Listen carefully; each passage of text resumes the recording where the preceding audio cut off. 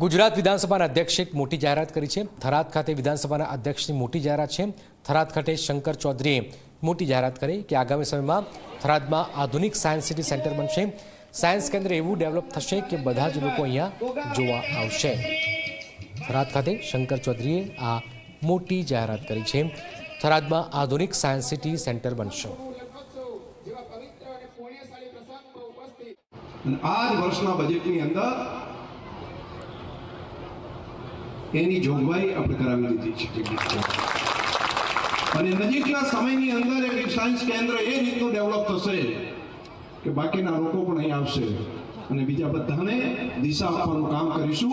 અને આપણા ભલે ગામડાની અંદર રહેતા હોય, છેલ્લા ગામની અંદર રહેતા હોય, પરંતુ એ દીકરો દીકરી પણ દુનિયાનું શ્રેષ્ઠ જે વિજ્ઞાન છે એ વિજ્ઞાન સુધી પહોંચી શકે। તો આજે આ વિજ્ઞાનનો અભિગમને પણ આપણે બધા એક્સેપ્ટ કરતા થઈએ